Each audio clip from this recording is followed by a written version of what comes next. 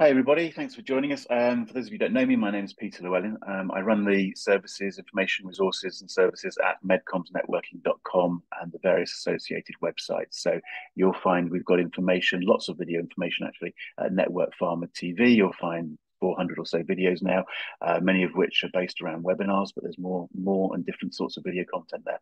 And a lot of what I do, talking about MedComms to people who are interested in joining MedComms or the associated businesses. So career opportunities in medical writing, account management, and so on in the various MedComms companies. You'll find lots of information at firstmedcommsjob.com. But if you go to medcommsnetworking.com, you'll find all sorts of things going on. Today, I'm absolutely delighted we've got Francis with us from Healthware MedComms, and we're just going to have a little chat about his personal journey and what is happening at Healthware MedComms. So kick us off, Francis. Just tell us a little bit about yourself. Hi, Peter. Thanks for having me today.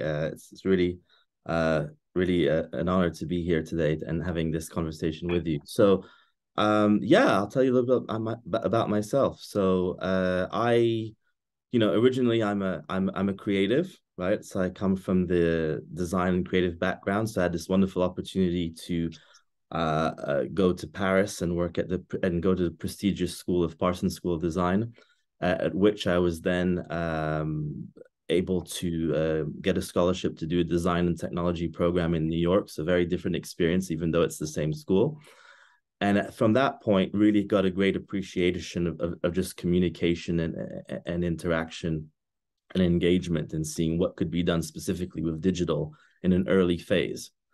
Then I fell into healthcare a little bit by chance, really. I answered a posting for a creative in a healthcare publishing business called Everyday Health. It's a similar publishing business to WebMD, which you're all quite familiar with.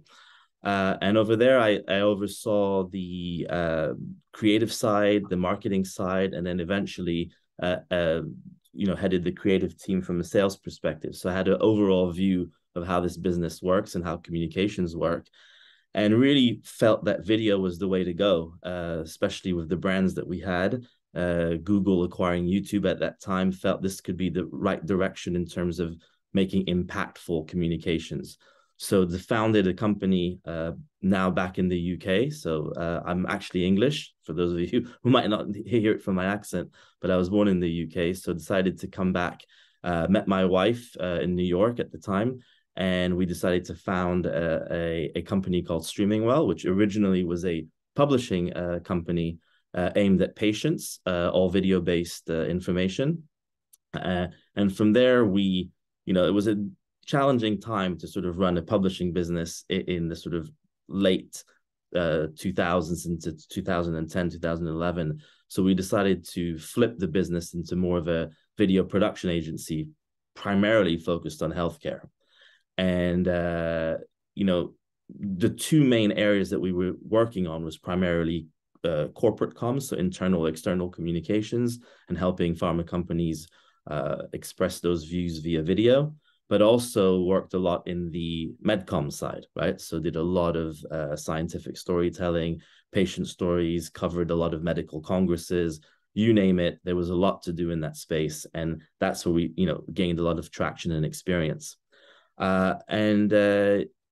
Last year, we had the opportunity to join the Healthware Group, which was a really exciting opportunity because they are digitally native. They are very forward-thinking, have been doing this for over 25 years. And we thought it was a really good fit given our capabilities. So Streamingwell evolved into SWM, which is really Streamingwell Motion, where we, instead of just being a pure video production company, we evolved into being more of a consultancy that helped our clients not just produce content, but also understand, stakeholder needs, work on omni-channel plans, on content plans, on rollouts, etc. And so we had more of a strategic angle to this, as well as the content development. And we also branched into a lot of virtual and hybrid engagements given the pandemic. So we felt Swim as an agency, as we call it, a content lab, was more reflective of our full service offering versus Streamingwell, which historically had only been video production. in any case, with that new profile, we joined the Healthware group, and we are that division within there that offers all these primarily tactical services, as well as some consultative services. Now, within Healthware, I've had the opportunity, I've been there for just over a year now. And one of the opportunities that we've seen, and you've seen this with the McKinsey report that came out, that medical affairs really is that strategic pillar in the pharma industry, right? There's an alignment between medical and commercial. Med affairs have a lot more budget, right? Because they've understood, especially during the pandemic, that healthcare professionals do use the internet for learning development and like to also look at content on their own time, their own preference on demand. So we started to see a lot of preferences that came out of COVID, and I think there's been that real shift that's been talked about before the pandemic, but certainly now, to move away from brand centricity into customer centricity or stakeholder centricity, if we're talking MedComms. So one of the opportunities I saw is that Healthware have been creating and have been involved in medical communications and education for 25 years. But it was more under the, overall agency of record type of service. And we felt, given our expertise and given, the fact that I've joined the group and looking at the wonderful scientific team that they have and data science team and all kinds of areas that the Healthware group have invested in, we felt it was time to put a lens, to put a focus on MedComms and bring in this division. So just to be clear, it's not new capabilities, but it is a new focus, and it's a focus that I'm leading. Very excited to do that. And our main message really is, trying to understand the needs of stakeholders and helping our clients deliver modern medical communications for the contemporary clinician. That's sort of the goal. Okay. No, that's great. And to be clear about it, sorry, but Healthware MedComms is the new title, as it were, for that division that you're heading.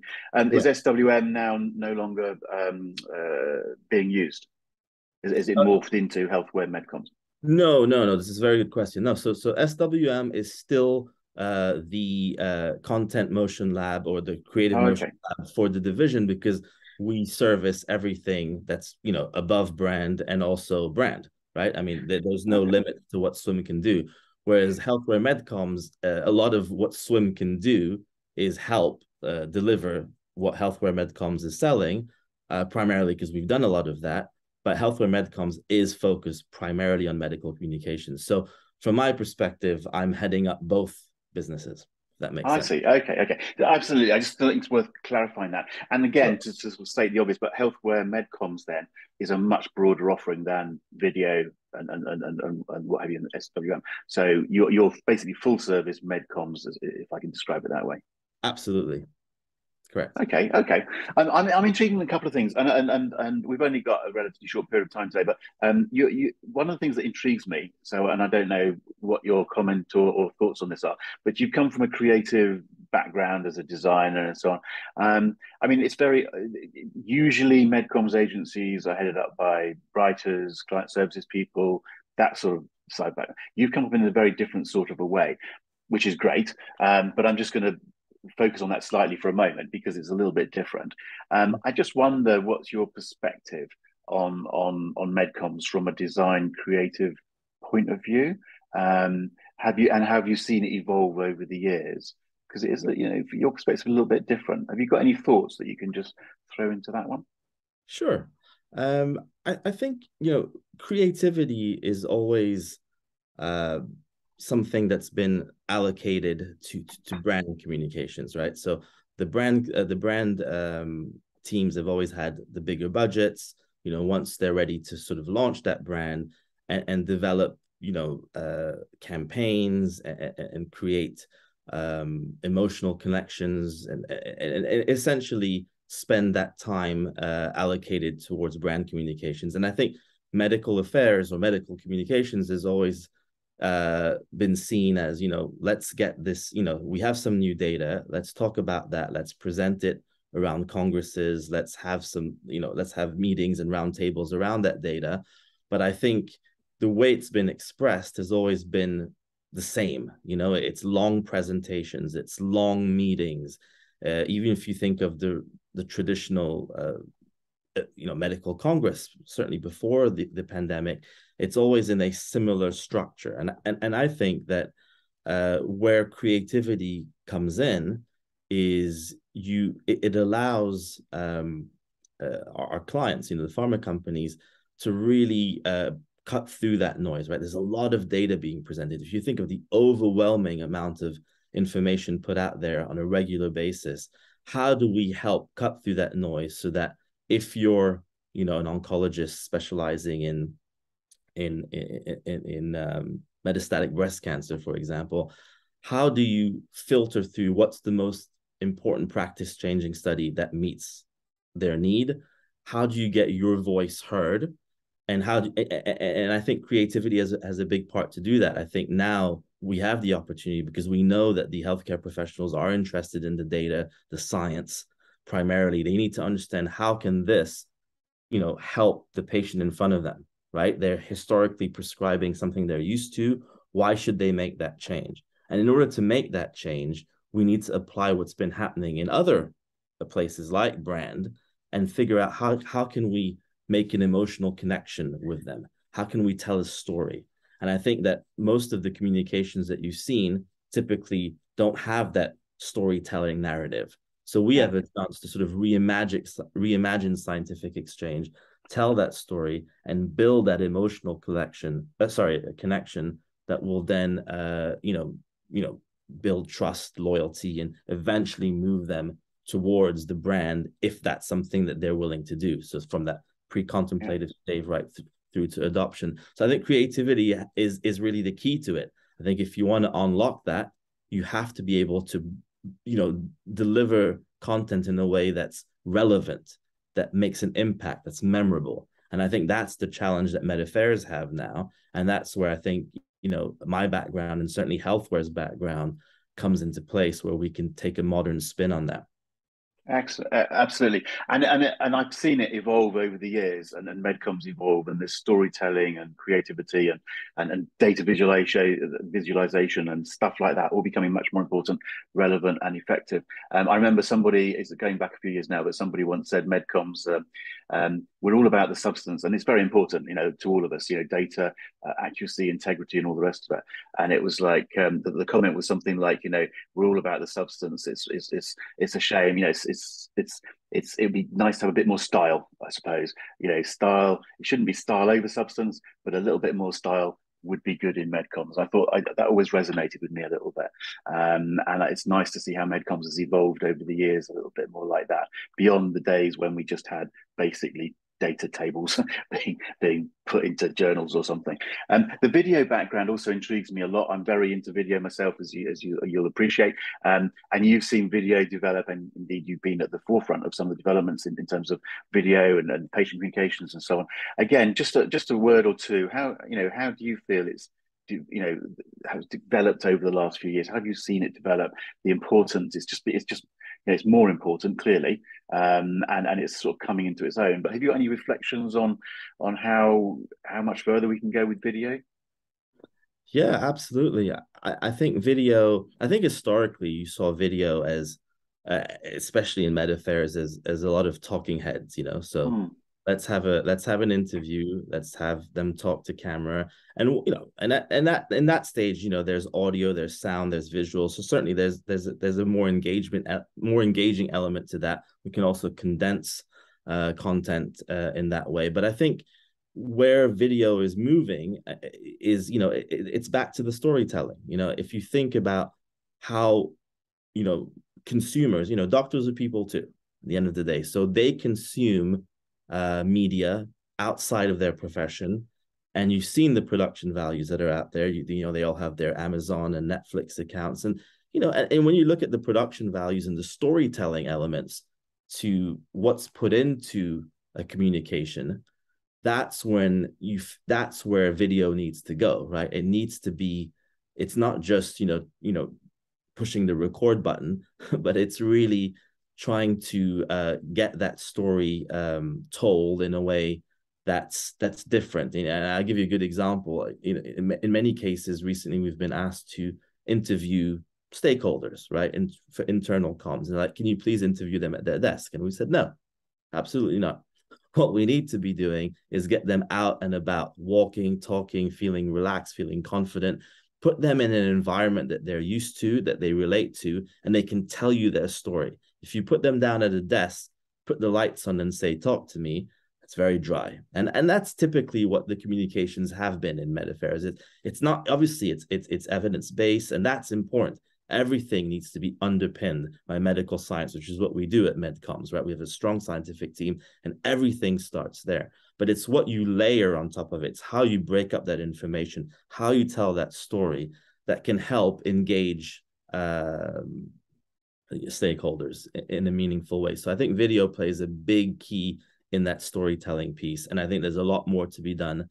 And then if you add another aspect to this, you'll start to see interactive video, right? Something that we've been playing with for quite a while now, that's becoming more and more popular.